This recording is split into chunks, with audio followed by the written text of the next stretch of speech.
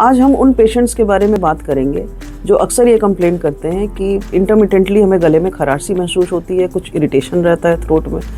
और कुछ कहते हैं कि गले में फंसता है, खाना खाते वक्त ऐसा लगता है कि कुछ गले में है और अटक रहा है और खाना मुश्किल से नीचे जा रहा है।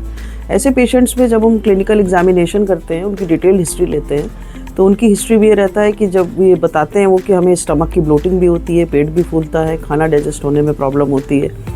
और कभी कभी जब रात में लेटते हैं तो खाना रिफ्लक्स होके गले तक आता भी है, या फिर छाती में जलन रहती है, जिसे रेट्रोस्टर्नल बर्निंग भी कहते हैं। तो ऐसे पेशेंट की डायग्नोसिस करने के लिए जब वी एग्जामिन थ्रोट तो हमें हल्का सा रेडनेस दिखाई देता है, और ऐसे पेशेंट्स को लैरिंगोस्कोपी एग्जामिनेशन के लिए लिया जाता है। तो लैरिंगोस्कोपी में फाइंडिंग्स मिलती हैं कि उनके गले के पास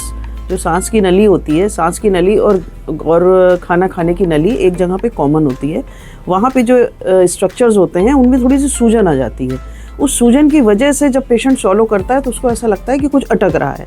और ये सूजन जनरली इसी वजह से आती है कि जो पेशेंट ज़्यादा देर तक खाली पेट रहते हैं तो उसमें एसिड रिफ्लक्स होता है, एसिड रिफ्लक्स होकर ऊपर आता है, या फिर गैस ज़्यादा बनने लगती है। तो ऐसे पेशेंट्स में वो सूजन आ जाती है उन स्ट्रक्चर्स में, तो उनमें ये सिम्टम्स इस तरह से डेवलप होते हैं। तो ऐसे पेशेंट्स में जिनमें डायग्नोसिस हो जाती है LPR की, दैट इज लैरिंगोफेरिंजियल रिफ्लक्स या गैस्ट्रोइसोफेजियल रिफ्लक्स डिजीज, ऐसे पेशेंट्स को बोला जाता है कि आप स्पाइसी और फ्राइड फूड अवॉइड करिए। अल्कोहल, स्मोकिंग अगर कुछ करते हैं तो वो अवॉइड करनी होती है, और कुछ मेडिकल ट्रीटमेंट देने से पेशेंट्स में आराम मिल जाता है। Thank you.